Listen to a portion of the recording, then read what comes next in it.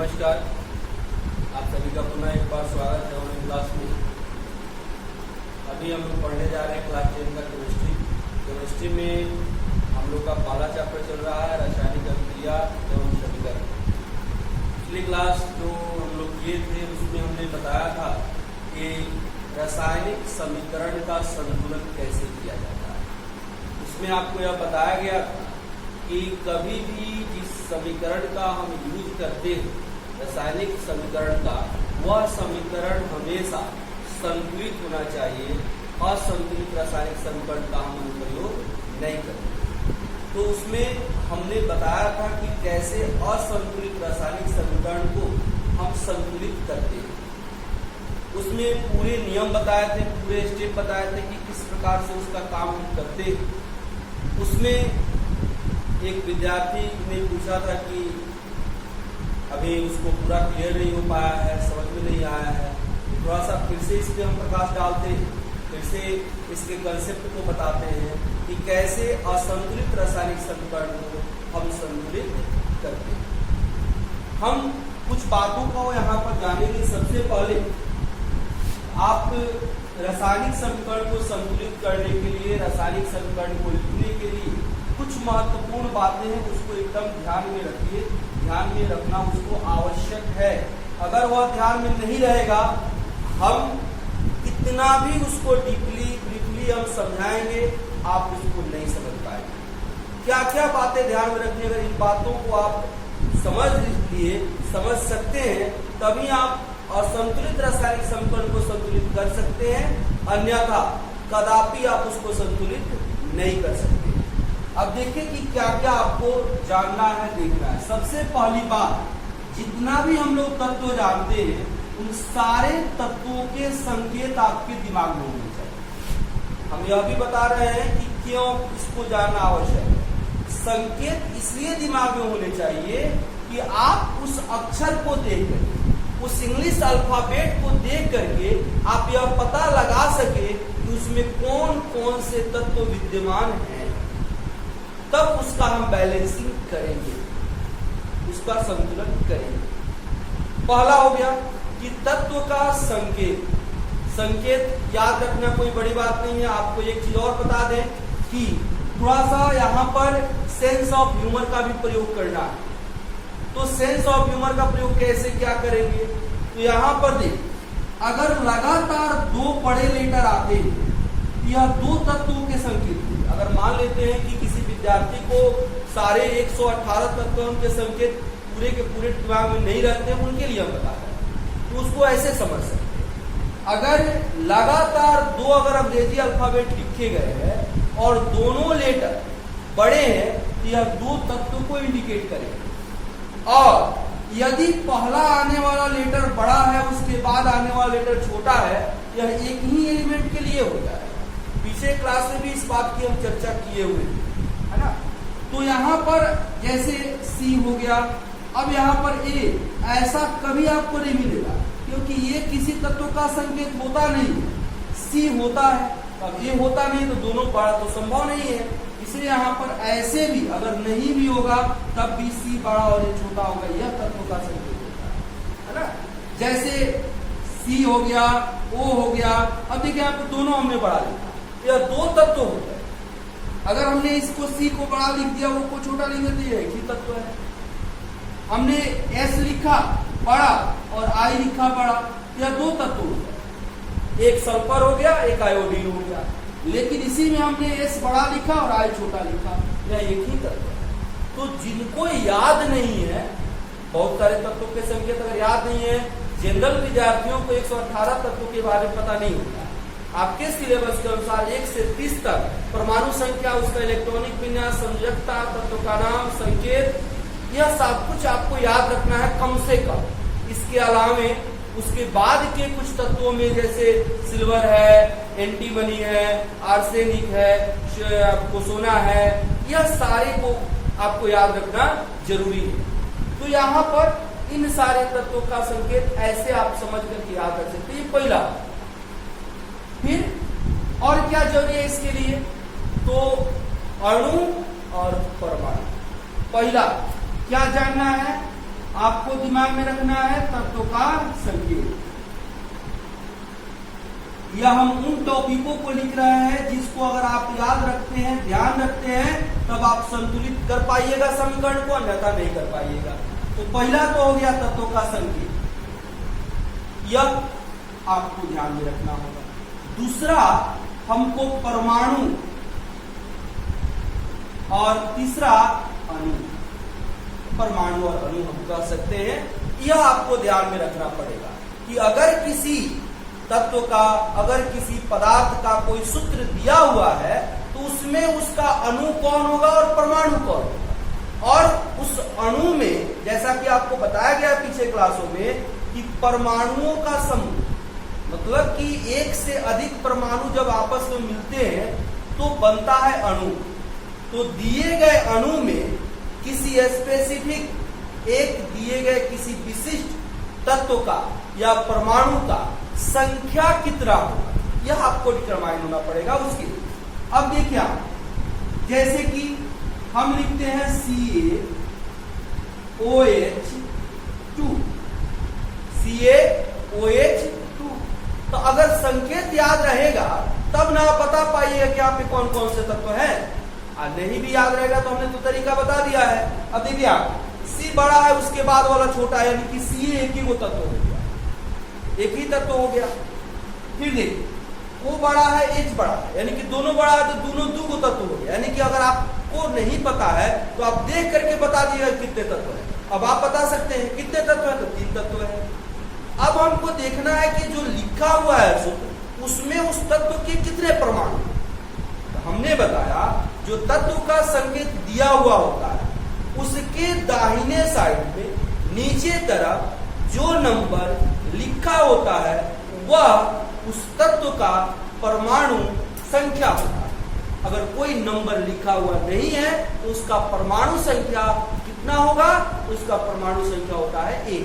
अब जैसे देखिए C, अभी आपने जाना कि एक तत्व है, Ca के दाहिने साइड नीचे कॉर्नर पर लिखा हुआ कोई नंबर नहीं लिखा हुआ, इसलिए कैल्शियम इस सूत्र में कितना हुआ, 1 हुआ, यानी कैल्शियम का परमाणु 1 हुआ। और देखिए आपको OH को कोष्ठ में दिया हुआ, हमने तो बताया O और H अलग अलग परमाणु है, लेकिन एक ही पात्र में दिया हुआ है, एक ही कोष्ठ में दिया हुआ है, यानी कि O और H एक ही साथ आए। तो OH कितना है, 2 ठो। OH कितना है, 2 ठो है। अब OH 2 ठो हो गया, OH हम लिख सकते हैं। अब इसका OH का जो मान है 2 है, तो O तो यहाँ पर अकेला इस पात्र के अंदर, लेकिन इसकी संख्या पूरी 2 है, तो वो दोनों को मिलाकर कितना हो जाएगा, 2 ठो हो जाएगा। हाइड्रोजन अभी नहीं कुछ लिखा है, नीचे तो 1 है, लेकिन इसकी संख्या भी हाइड्रोजन की 2 है। अब इसको कैसे समझेंगे, अगर कोष्ठ में बाहर कोई डिजिट लिखा हुआ है, इसके परमाणु हम गुना कर देते हैं, ऐसे हमको पता चल जाता है। तो ऑक्सीजन अभी कितना है, कोई नंबर नहीं लिखा हुआ, इसका ऑक्सीजन कितना है, 1। इसके बाहर कोष्ठक के बाहर कितना है, 2। 1 से 2 में गुना कर देंगे, कितना होगा, ऑक्सीजन हो गया 2। हाइड्रोजन कितना हो जाएगा, 2। तो ऐसे हम पहचान सकते हैं। और थोड़ा देख, जैसे हम लिखते हैं CuSO4, देखिए ऐसे तो आपको समझना, ध्यान में रखना तो बहुत कुछ है, लेकिन यह सिर्फ संतुलित कर सके इसके लिए हमने बताया कि इतना आपको ध्यान में रखना है। नहीं तो अभी संतुलन में अगर भाषा में अभिक्रिया देगा तो आपको आयन भी याद में रखना पड़ेगा। अगर आयन याद नहीं रखते हैं और कह देगा कि कॉपर सल्फेट की अभिक्रिया जिंक से कराई जाती है तो यह यौगिक बनता है, तो इसका संतुलित रासायनिक समीकरण दे। तो इसके लिए आपको कॉपर, सल्फेट, जिंक, सल्फेट, इन सभी का आयन याद रखना होगा, जिससे कि आप उसका सूत्र लिख सके। अगर कॉपर सल्फेट कहा जाता है तो कॉपर और सल्फेट का आयन आपको याद रहेगा, तभी ना कॉपर सल्फेट लिख पाइएगा। इसलिए सूत्र को लिखने के लिए आपको आयन को भी याद रखना जरूरी पड़ता है। आप आयन नहीं जानिएगा तो आप सूत्र नहीं लिख पाइएगा। आयन को भी जानना आवश्यक है, आवश्यक ही नहीं अति आवश्यक है। अब देखिए CuSO4 में अभी हम लोग परमाणु अणु का निर्धारण कर रहे हैं। यहां पर हमने बताया था कि CaOH2 हो गया, 3 गो तत्व हो गया, कैल्शियम, ऑक्सीजन, हाइड्रोजन। कैल्शियम का 1 परमाणु, ऑक्सीजन का 2 परमाणु, हाइड्रोजन का 2 परमाणु, और ये तो परमाणु की संख्या हो गई कैल्शियम हाइड्रोक्साइड में जो शामिल है। लेकिन यह कैल्शियम हाइड्रोक्साइड जो है, हमने नाम तो पढ़ दिया है, लेकिन आप कैसे पढ़ेंगे, तो इसके लिए आयन याद रखना पड़ेगा। Ca कैल्शियम, OH माइनस होता है हाइड्रोक्साइड, तब ना आप कैल्शियम हाइड्रोक्साइड कहिएगा।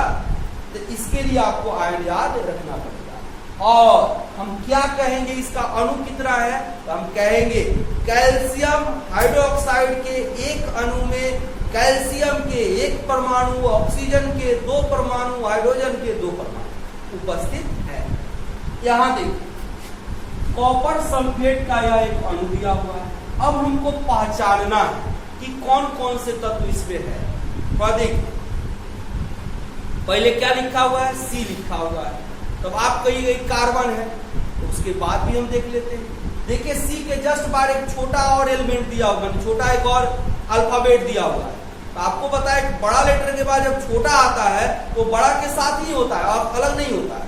तो C बड़ा U छोटा, यानी कि U जो है वह C के साथ, कभी कार्बन नहीं हुआ, यानी कि Cu एक कोई तत्व है। अगर आपको यह याद रहेगा तो कहिएगा कि कॉपर है, यानी कि तांबा है, यानी कि क्यूप्रस है ना। तो यह आप बता सकते हैं। और देखिए इसके बाद फिर एक बड़ा लेटर आ गया S, यह अलग तत्व हो गया। O यह एक अलग तत्व, क्योंकि यह सारे बड़ा लेटर है। अब इसमें कॉपर सल्फेट के एक अणु में कितने परमाणु हो गए, 3। कौन कौन, एगो Cu हो गया, एगो S हो गया और एगो O हो गया, 3 हो गया। अब परमाणु देखिए, Cu के नीचे कुछ नहीं लिखा हुआ है, Cu का कितना परमाणु, 1। सल्फर के नीचे दाहिनी साइड में कुछ नहीं लिखा हुआ है, सल्फर का वो 1। ऑक्सीजन के नीचे देखिए कितना लिखा हुआ है, नंबर 4, यानी कि ऑक्सीजन का कितना परमाणु है, 4। जितना यह हमने बताया यह तो आपको याद रखना ही पड़ेगा, इसको मेमोरी में नहीं रखिएगा तब तक, अब रटिएगा तब भी नहीं होगा। यह होगा कैसे, तब प्रैक्टिस में जब आएगा तब।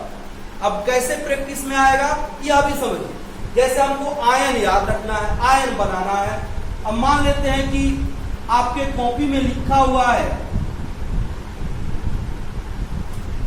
आपके कॉपी में लिखा हुआ है प्लस चार्ज वाला मूलक बहुत सारा, जैसे मान लेते हैं 50 को आप प्लस चार्ज वाला मूलक लिखे हुए, 50 लिखे हुए, और माइनस चार्ज वाला कुछ भी बहुत सारा आपके पास होगा, हम बता देते हैं। जैसे इसको सल्फेट कहते हैं, इसको नाइट्रेट कहते हैं, इसको सल्फाइड कहते हैं, इसको हाइड्रोजन, इसको लिथियम, इसको सोडियम, और भी बहुत सारा होता है। अभी हम आयन को नहीं पढ़ा रहे, तरीका बता रहे कैसे आप याद रखें, कैसे याद रखिएगा। तो एक हाइड्रोजन उठाइए और जितना माइनस वाला है सबके साथ मिला करके एक यौगिक बना, एक सूत्र बना। अब समझ लीजिए कि एक हाइड्रोजन के साथ जितना भी, मान लेते हैं कि अगर आपकी कॉपी में 50 को माइनस चार्ज वाला आयन है तो हाइड्रोजन कितना बार है, 50 बार। तो 50 बार H प्लस को आप लिख रहे हैं, hydrogen hydrogen H plus H plus H plus H plus, आपके दिमाग में नहीं रहेगा, कोई नहीं सकता, वो आपके दिमाग में मेमोरी में एकदम स्टेबल होगा। और जब यह स्टेबल होगा, हाँ अब आप मेहनत करने से आप भाग जाइएगा तब दिक्कत हो जाएगा। तो आप एक 10 रुपये का कॉपी खरीदिए, उस कॉपी में जितना भी प्लस माइनस चार्ज वाला है प्रत्येक प्लस वाले को माइनस वाले के साथ मिलाइए और एक कंपाउंड करें। अब मान लेते हैं कि प्लस चार्ज वाला 50 को है, मान लीजिए 50 को 4 आप लिखे होंगे। अब उस 50 के साथ सल्फेट आएगा ना, SO4 आएगा ना, तो सल्फेट भी कितना बार आया, 50 बार। सल्फेट भी कितना आया, 50 बार। तो सल्फेट SO4 डबल माइनस होता है, यह याद नहीं रहेगा, रहेगा।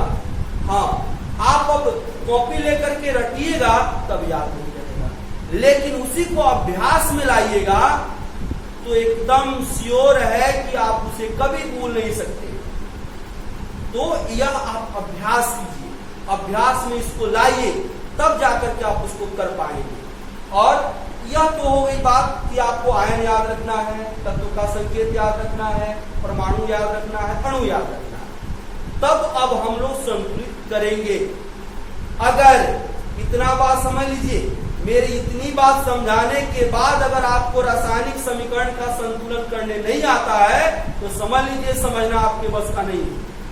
तो इसको एकदम निश्चित रूप से एक बार दो बार जितना बार हो, हम क्या कह रहे हैं उस बात पे फोकस कीजिए और उस काम को कीजिए, क्योंकि काम से ही फल मिलता है। फल क्या मिलेगा पहले ही सोच लीजिएगा तो फल मिलेगा, काम है ना। तो आइए अब यहां पर देखिए हमने क्या क्या जाना, आपको करना क्या है। सो देखिए जितना प्लस चार्ज वाला होगा माइनस चार्ज वाला होगा हमने ऑनलाइन क्लास में आयन को नहीं बताया। अगर आप लोग का आदेश होगा तो अभी हम पढ़ा देंगे, लेकिन आप कहीं ना कहीं लिखे होंगे 9th क्लास में जो भी विद्यार्थी पढ़े होंगे उनको आयन पढ़ना वो पढ़े होंगे, या जो भी टीचर से आप पढ़े होंगे पहला चैप्टर उसमें पहला आयन का कंसेप्ट ही देना होता है, तो आयन आप निश्चित पढ़े होंगे, इलेक्ट्रॉनिक बिजनेस पढ़े होंगे। यह भी नहीं होगा तो किताब आता है आयन का, आप उसको खरीद सकते हैं। यह भी नहीं होता है तो घर में कोई बड़े भाई बहन होंगे वो आयन पढ़े होंगे, उनसे आप लिख सकते हैं। और कुछ भी नहीं हो तो हमको आदेश दीजिए, हम तो ही है, हम बताएंगे उसको, है ना। तो यहाँ आयन को तैयार कर लेना है, इसको बनाना है। कैसे जो बता दी, एगो प्लस के साथ एगो माइनस वाले को मिलाएं, कैसे मिलाते हैं यह भी देख लीजिए। जैसे आपको दिया गया कि सूत्र लिखो हाइड्रोजन सल्फेट, क्या लिखिएगा, हाइड्रोजन आया तो आपके दिमाग में है कि हाइड्रोजन क्या होता है, H+ होता है। सल्फेट आ रहा है तो आपके दिमाग में है SO4 डबल माइनस होता है, लिख लीजिए। यह प्लस और माइनस क्या होता है यह भी आप जानते हैं। प्लस कहता है कितना हमने दे दिया तो वह धनी है तो उस पर धन आयन हो गया, एक दिया है तब इस पर प्लस है, आई 2 कर्जा लिया इसलिए इस पर ऋण है, यानी कि कर्ज है माइनस चार्ज, यानी कि यह देने वाला और यह लेने वाला, तो देगा यह और लेगा यह तो एक ही को दे सकता है, लेकिन इसको 2 को चाहिए बैलेंस होने के लिए, स्टेबल होने के लिए। तो क्या करेगा, SO4 H+ से, यानी कि एगो यह दे देगा, एगो से तो एगो का काम चलेगा, एगो और चाहिए। तो कोई भी काम होता है तो सबसे पहले अपने कोई पड़ोसी को, अपने निकटतम भाग को बुलाता है। पहले कोई काम होता है तो अपने घर परिवार में सुलझाया जाता है, उसके बाद पड़ोसी को देखा जाता है, उसके बाद आगे को देखा जाता है। तो क्या करेगा, ये अपने भाई को बुलाएगा, मतलब कि H को ही बुलाएगा। अब एगो यह भी दे देगा, तो 2 इसको चाहिए था, 2 इसको मिल गया, तब क्या बना, हाइड्रोजन कै गो देखिए H2 हो गया और SO4 कै गो हो गया H2SO, यानी कि हाइड्रोजन सल्फेट का सूत्र क्रिएट हो गया H2SO4। अब इसको देखिए, ये तो हमने बता दिया लेन देन के अनुसार, अगर यह नहीं समझ में आया तो इसका और आसान तरीका देखिए। देखिए एगो प्लस है एक लिख लीजिए, 2 माइनस है 2 लिख लीजिए, जैगो प्लस हो तैगो प्लस माइनस आप लिख लीजिए, वह उसका संयोजकता बताता है, यानी कि संयोजन की क्षमता संयोजकता कहलाता है, यानी कि हाइड्रोजन की संयोजकता 1, सल्फेट की संयोजकता 2। अब देखिए, अब यहां पर क्रॉस परमाणु होगा, यह नहीं समझ में आया तो यह इसको हम बोलते हैं ट्रिक, तरीका का कोई सिद्धांत नहीं होता, जैसे समझ में आ गया वह तरीका है बस माध्यम। तो 2 परमाणु किसका, हमेशा क्रॉस याद रखिएगा, 2 परमाणु किसका, हाइड्रोजन का, और सल्फेट का 1, तो हाइड्रोजन का परमाणु 2 लिखिए। आपको परमाणु तो लिखना बताए हैं, तत्व के दाहिने साइड नीचे में नंबर लिखते हैं, तो हाइड्रोजन का 1 नंबर 2 और सल्फेट का 1 हो गया। देखिए फिर वही रिजल्ट आया, तो हाइड्रोजन सल्फेट। अगर संयोजकता बराबर है तो इसको लिखने पढ़ने की कोई जरूरत नहीं है, आप सीधे मिलाएं। जैसे देखिए कैल्शियम कार्बोनेट, अगर आपको आदेश दिया जाता है कैल्शियम कार्बोनेट लिखिए, तो कैल्शियम का क्या होता है Ca++, कार्बोनेट का क्या होता है CO3 डबल माइनस। अब देखिए यह कैगो संयुक्ता 2, यह कैगो 2, दोनों बराबर है, सीधे मिला CaCO कैल्शियम कार्बोनेट हो गया। तो बस आपको काम करना है क्या, सूत्र बनाना है, किसके द्वारा, आयन के द्वारा। सूत्र बनाइएगा, यह क्यों जरूरी है, क्योंकि जब रासायनिक अभिक्रिया में या शाब्दिक अभिक्रिया में या शाब्दिक समीकरण में आपको सूत्र दिया जाएगा, यौगिक दिया जाएगा, यह जानकारी नहीं रहेगा तो आप नहीं लिख पाइएगा। कुछ तो आयन के सहायता से बनते हैं और कुछ सहसंयोजी बंधन के द्वारा बनते हैं। तो यहां पर यह आप सूत्र बना सकते हैं इसके द्वारा। अब आते हैं हम मुख्य बात पर, यानी कि समीकरण संतुलित कैसे करें। आइए देखते हैं। तो हम लोग का जो मेन टारगेट था कि रासायनिक समीकरण को संतुलित करना है, बैलेंस करना है, तो उसके लिए क्या क्या रिक्वायरमेंट चाहिए। अगर मान लेते हैं कि हमको जलेबी बनाना है, तो जलेबी बनाने के लिए पहले संसाधन तो जुटा लेंगे ना, मैदा चाहिए, पानी चाहिए, रिफाइन चाहिए, तेल चाहिए, जो भी आवश्यक रिक्वायरमेंट है वह सब चाहिए। वैसे ही अगर हम रासायनिक समीकरण दिया हुआ उसको संतुलित करना चाहते हैं, करने आना है, करते हुए सीखना है, तो उसके लिए क्या क्या जरूरी है वो हमने जाना। जैसे कि हमने जाना कि तत्व का पहचान, यानी कि उसके संकेत को दिमाग में रखना पड़ेगा। सूत्र दिया हुआ है तो उसमें किस तत्व के कितने परमाणु हैं, कितने अणु हैं, यह आपको जानना पड़ेगा। अगर सूत्र लिखित दिया हुआ है, शाब्दिक दिया हुआ है, वर्ड में दिया हुआ है, तो सूत्र को भी लिखने आना चाहिए, आयन के माध्यम से या बिना आयन के माध्यम से। यानी कि एक आयन से भी हम लिखते हैं, जिसको वैद्युत संयोजी बंधन के द्वारा सूत्र का निर्माण हम लोग करते हैं वह होता है, और एक सहसंयोजी बंधन के द्वारा निर्माण करते हैं वह होता है जो बिना आयन का होता है। जैसे कार्बन डाइऑक्साइड कहते हैं तो इसमें आयन नहीं होता है, यह बिना आयन का यह सूत्र बनता है, यौगिक बनता है। लेकिन वहीं हम कैल्शियम हाइड्रोक्साइड कहते हैं तो इसमें दो पार्ट है, एक धन आयन और एक ऋण आयन, एक कैल्शियम और एक हाइड्रोक्साइड। तो यह सारी बात को ध्यान में रखना होगा। अब आते हैं मुख्य मुद्दे पर कि कैसे अब उसको संतुलित करें, कैसे उसको बैलेंस करें। तो फर्स्ट आपको ध्यान में रखना होगा कि किसी भी दुनिया के रासायनिक समीकरण में, किसी भी दुनिया के रासायनिक अभिक्रिया में या दुनिया के किसी भी कार्य में काम करते हैं तो उसका परिणाम तो जरूर मिलता है, वह चाहे सही मिले या गलत मिले। यानी कर्म होता है और फल होता है, वह हमारे मतलब कि क्या करते हैं, हमारे अंदिश होता है, वह हमारे जीवन काल में होता है कि हम जो भी कर्म करते हैं उसका परिणाम हमको मिलता है। वैसे ही यहाँ रासायनिक अभिक्रिया में, रासायनिक समीकरण में भी दो टर्म होते हैं। एक जहां पर क्रिया कराई जाती है उसको कहते हैं हम अभिकारक या प्रतिकारक। और जब क्रिया होती है तो क्रिया के फलस्वरूप कुछ नए पदार्थ बनते हैं, वह जो नए पदार्थ होते हैं वह कहलाता है प्रतिफल या उत्पाद, यानी कि उसको कहते हैं रिजल्टेंट और अभिकारक को कहते हैं रिएक्टेंट। अब यह जो दो टर्म मिलते हैं उस समीकरण को आप तो जानते हैं कि तीर के दाएं और बाएं रखते हैं, तो जो बाएं होता है वह होता है रिएक्टेंट और जो दाएं बनता है वह होता है रिजल्टेंट। यानी कि यह आपका हो गया प्रतिकारक और यह हो गया प्रतिफल। तो समीकरण के संतुलन में सबसे पहले हम यह देखते हैं कि प्रतिकारक में कौन कौन से तत्व है या कौन कौन से परमाणु है।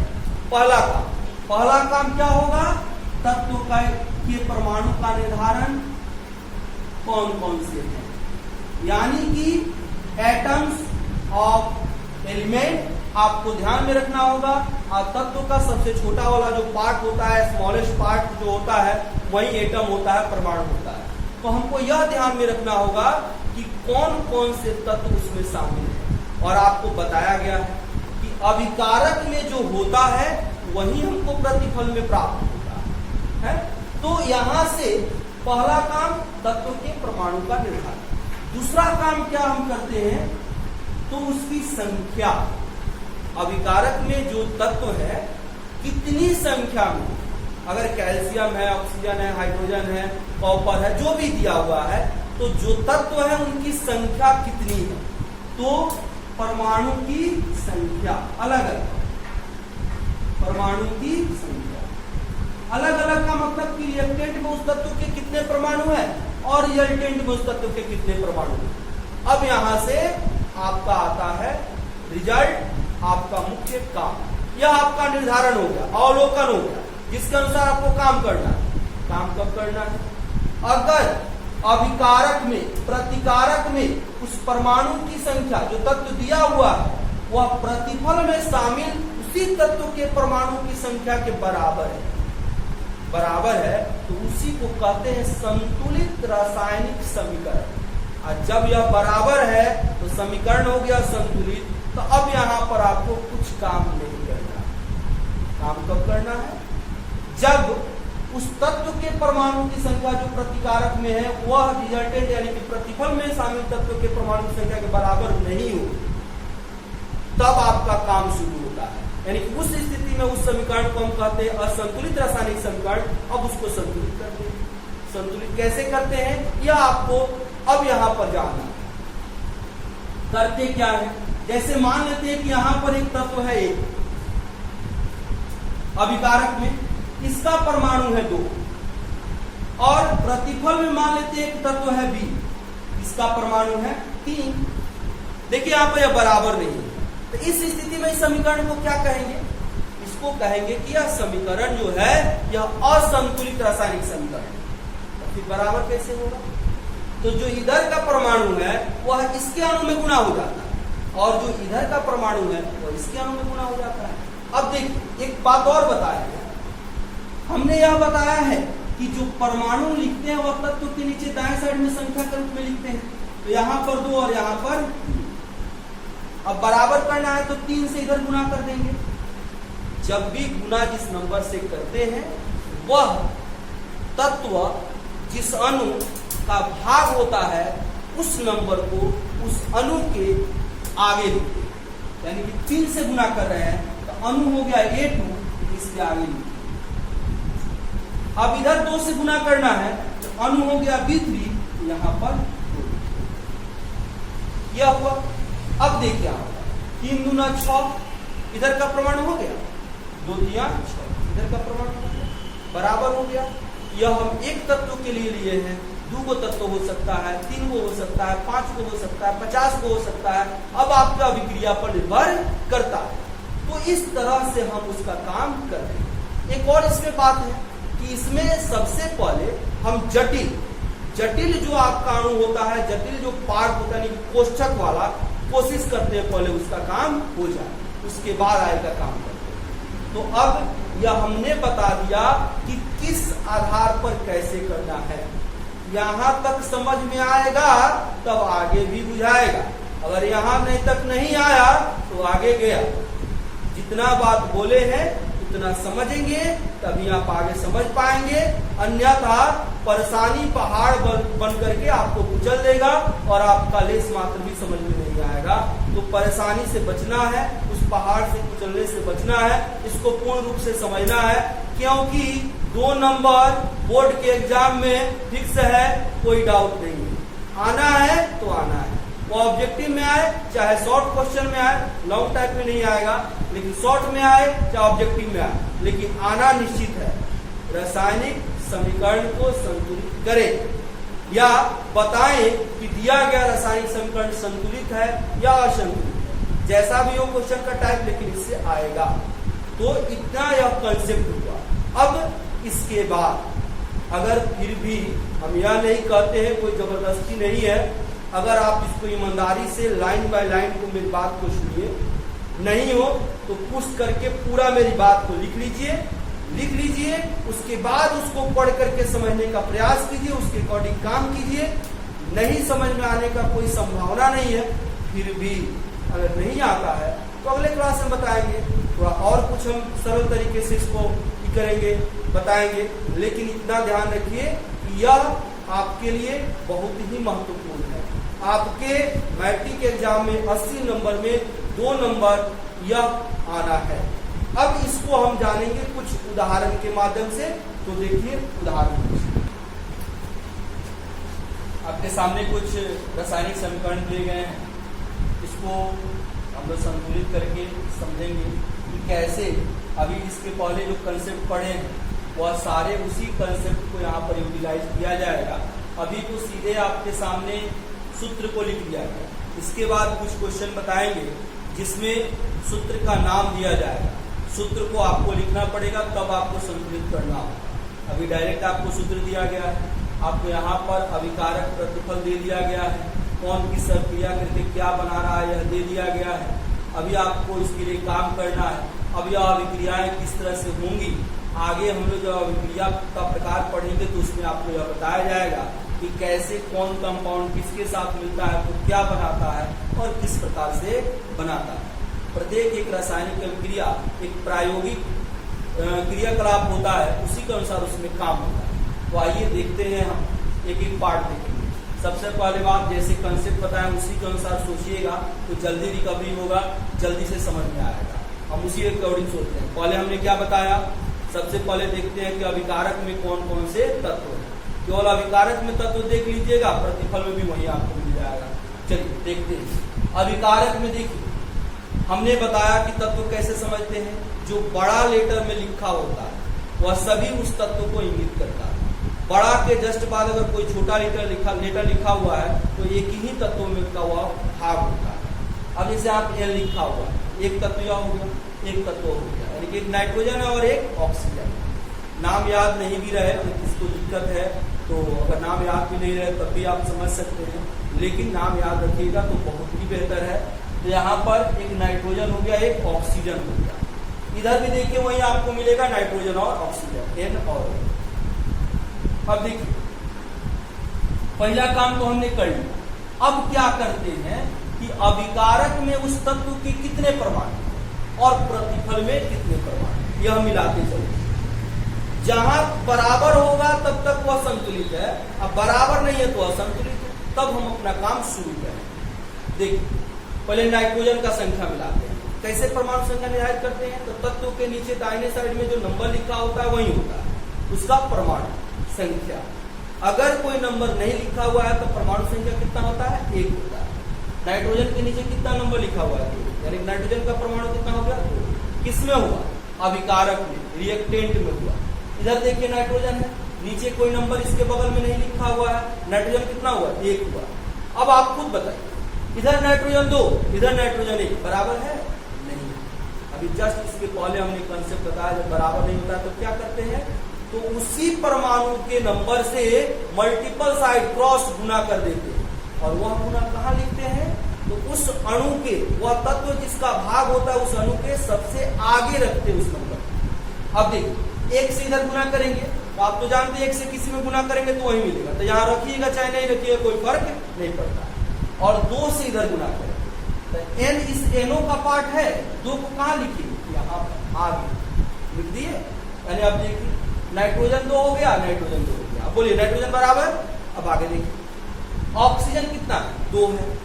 यहाँ ऑक्सीजन कितना है, 1 है। लेकिन ऑक्सीजन भी एनओ का भाग है और इसमें 2 से गुना है, 2 से ऑक्सीजन गुना होगा तो यह भी 2।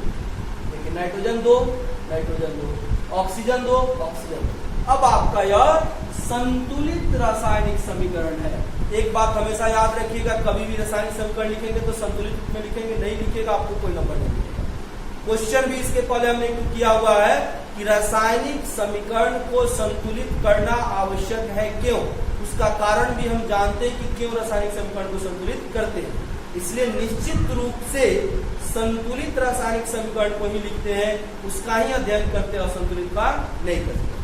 आगे दूसरा देखते हैं। अब फिर से इसमें तत्व का निर्धारण करेंगे। देखिए एन दिया हुआ है, तब आप कहेंगे नाइट्रोजन है, तो अगला भी देखेंगे।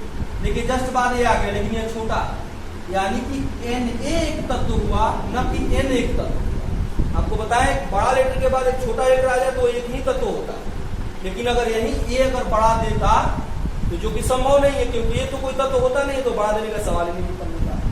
ये एक तत्व हो गया, फिर देखिए वो बड़ा है, यहाँ एक तत्व हो गया, एच बड़ा है, यहाँ एक तत्व हो गया, फिर यहाँ एच और Cl, सी बड़ा है, एल छोटा है, तो Cl एक तत्व। यानी कौन कौन सा तत्व है, sodium Na, O oxygen, H hydrogen और Cl क्लोरीन। जो उधर है वही इधर मिलेगा। देखिए Na, Cl, H और हो गया। अब इसको बराबर करते चलते हैं, तो पहले एक एक परमाणु की संख्या निर्धारित करते चलिए, देखते चलिए, मिलाते चलिए। Na के बगल में कितना नंबर लिखा हो, कोई नंबर नहीं, तो सोडियम का है वो 1, इधर मिलाइए, Na का है वो 1, बराबर है। आगे बढ़ो, ऑक्सीजन यहाँ पर इसके दाहिने साइड में कितना नंबर है, कोई नंबर नहीं, तो ऑक्सीजन के एक इधर आए, ऑक्सीजन कितना एक बराबर H एक ठो और एक ठो या हम जो भी तत्व का परमाणु देखते हैं पूरे अभिकारक का परमाणु और पूरे प्रतिफल का परमाणु यह हम देखते हैं। यहाँ का H एक ठो और यहाँ का H एक ठो, दोनों मिलकर क्या हो गया, दो हाइड्रोजन हो गया दो। अब इधर चेक, हाइड्रोजन कितना दो, हाइड्रोजन भी बराबर है। क्लोरीन, क्लोरीन कितना है, दाहिने साइड में नंबर कुछ नहीं लिखा हुआ तो क्लोरीन कितना हुआ, एक हुआ। अब इसमें देखिए क्लोरीन कितना है, एक। अब देखिए कुछ महसूस हुआ, क्या महसूस हुआ, यहाँ पर जो भी तत्व है उसके दोनों तरफ अभिकारक और प्रतिफल में जितने भी तत्वों के परमाणु हैं सभी इक्वल है। यानी कि अब यहाँ पर आपको कोई परिश्रम करने की आवश्यकता नहीं है। दाल भात चोखा अचार चटनी सब बना बनाया मिल जाए तो आपको खाना बनाने की क्या जरूरत है, आप भर पेट खा लेंगे। यहाँ पर बना हुआ है तो मेहनत क्या के लिए करें, खाली चेक कर लिए कि ठीक है कि नहीं है ना। तो ठीक है, संतुलित है, अब यहाँ पर आपको कुछ नहीं करना है, संतुलित रासायनिक समीकरण। फिर आगे बढ़ते हैं, अगले में आते हैं, फिर तत्व देखेंगे कौन कौन सा तत्व है, चेक कीजिए कौन कौन सा तत्व है। Ca एक तत्व हुआ, O एक तत्व है, हाइड्रोजन एक तत्व है, फिर हाइड्रोजन और क्लोरीन, फिर वही मिलेगा। अब बैलेंस करेंगे, कैल्शियम एक Ca एक बराबर है, ऑक्सीजन एक है लेकिन यहाँ पर OH दो आया तो ऑक्सीजन हो गया दो। इधर देखिए ऑक्सीजन एक है, अब यहाँ पर यह गड़बड़ हो गया तो क्या करें, सुधारेंगे। अब देखिए यहाँ पर ऑक्सीजन दूगो और यहाँ ऑक्सीजन एक, आप तो जानते हैं क्या करेंगे, क्रॉस मल्टीप्लीकेशन। अब ई एक से उधर गुना होगा, अब वो दो से इधर गुना होगा, और वो दो को कहाँ लिखेंगे, वह जिसमें शामिल है उसके आगे H2O में है वहां लिखेंगे, हो गया। और एक तो लिखे चाहे ना लिखे कोई बात नहीं है, यह हो गया ऑक्सीजन देखिए दो गो और यहाँ भी ऑक्सीजन, क्लियर।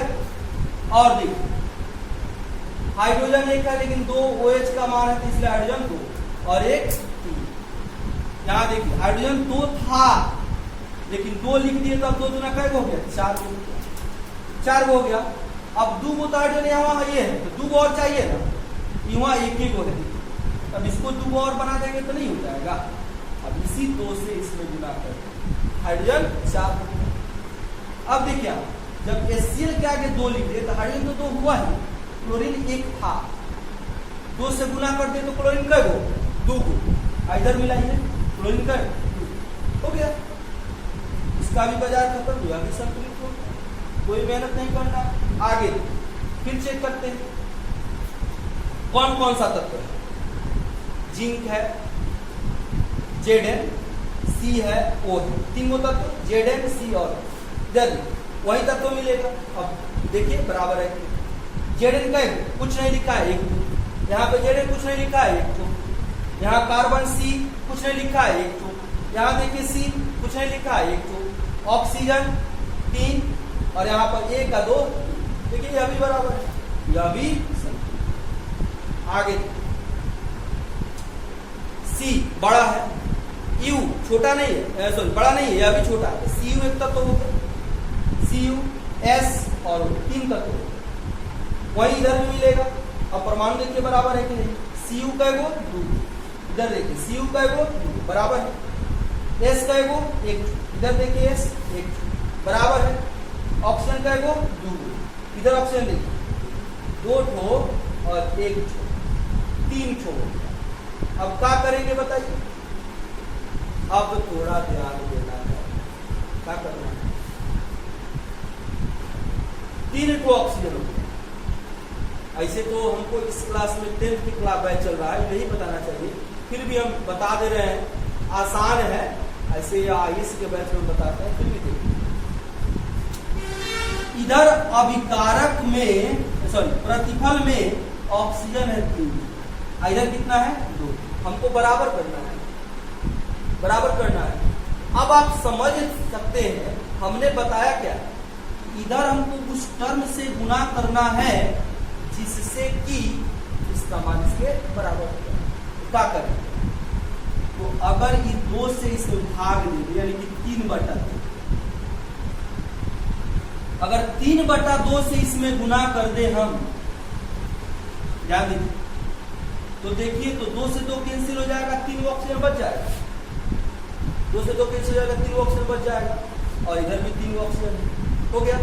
लेकिन आप देखिएगा बहुत कम मिलता है कि फ्रैक्शन में मिलता है आपका परमाणु, या वो अभी 3/2 में नहीं मिलता, 1/2 रहता तो हम ही कह देते, है ना, लेकिन 3/2 दिया हुआ है, तो इसको हम बैलेंस फिर करेंगे। कैसे करेंगे?